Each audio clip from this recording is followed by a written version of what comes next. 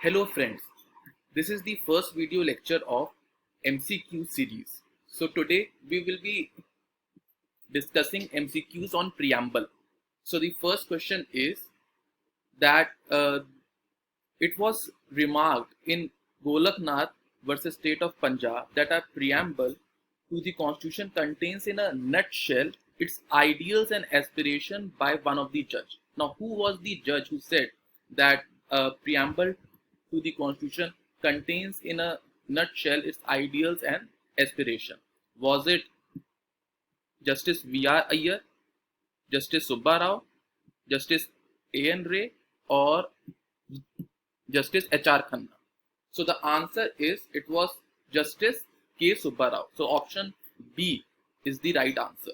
So a brief explanation of the case in Golaknath versus State of Punjab. It was a 8-judge bench case. As you can see here, it was a 11-judge bench case, and in Golaknath case, it was held that fundamental rights cannot be amended. So how this case came, how it was landmark case, because in this case Supreme Court turned or changed its view from its earlier stand, which was given in Shankari Prasad and Sajjan Singh case. So in Sajjan Singh's case, the court said that fundamental rights can be amended, and the only two judges who were having a dissenting judgment were Justice Hidayatullah and Justice Mudholkarji. So Justice Hidayatullah gave the judgment in Sajjan Singh case, which became the premise for Golaknath case, and Justice Mudholkarji gave the judgment which became the premise of Keshav Nanda Bharti case. He was the one who was of the opinion of basic features. So this was the first MCQs. Now the second question is, which of the following cases decided by Supreme Court led to the first amendment in the Indian Constitution?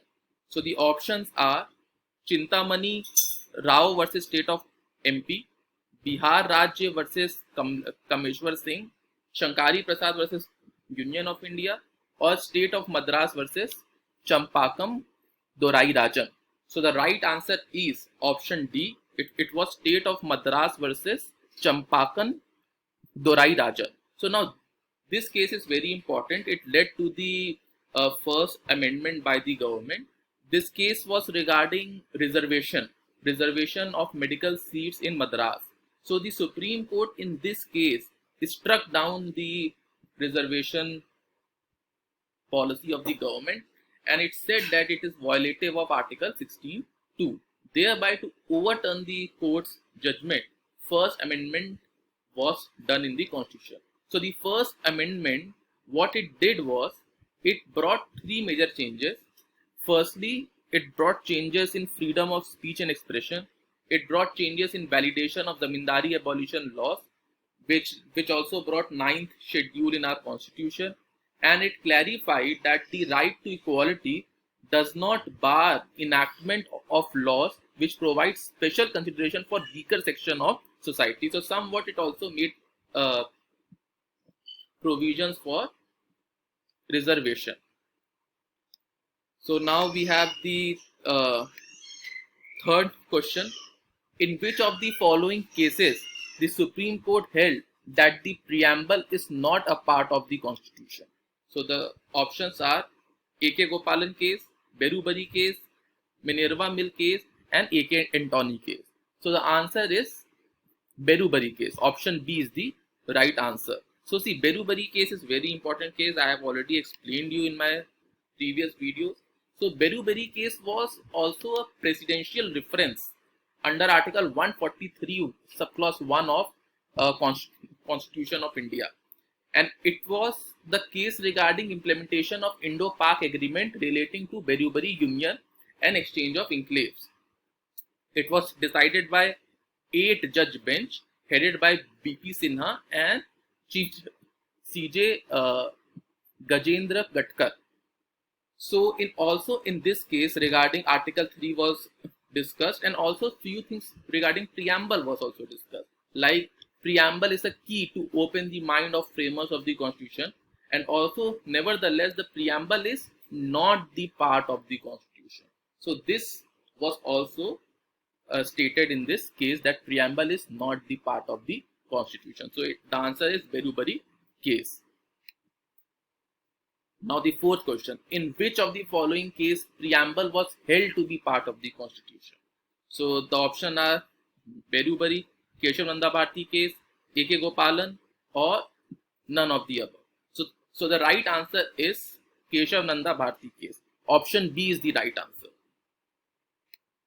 So Keshav Nanda Bharti case is a very historical judgment. It was a 13-judge bench case. Okay.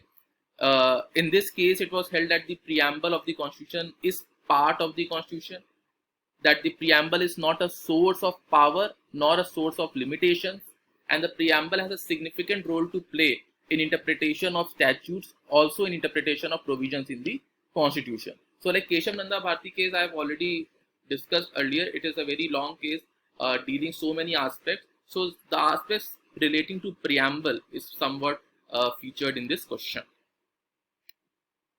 Now we have next question, that preamble of our Constitution is of extreme importance and the Constitution should be read and interpreted in the light of the grand and noble vision expressed in the preamble. So Justice Sikri expressed the above opinion in which case? So the answer is Berubari case. So in Berubari case, Justice Sikri gave this line. Now we have interpretative value of preamble was discussed in which case? So it was asked in CLAT question. So the option A is Berubari, option B is Union of India versus Azadi Bachao Andolan, option C is State of Gujarat versus Shanti Lal Mangaldas, option D is none of above.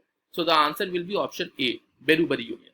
If Keshav Nanda, since Keshav Nanda is not given here, if Berubari were not given, Keshav Nanda was given, so that would have been the answer, because in Keshav Nanda case also interpretative value of preamble was discussed.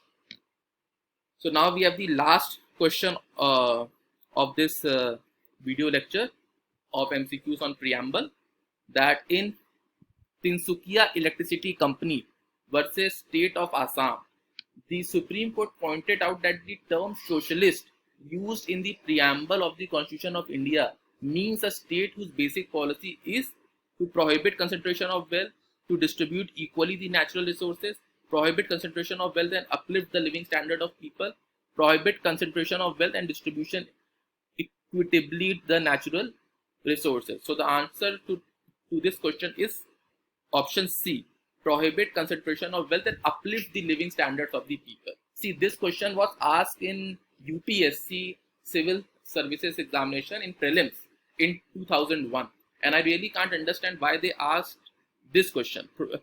Probably because the term socialist used in preamble was asked that what does it mean.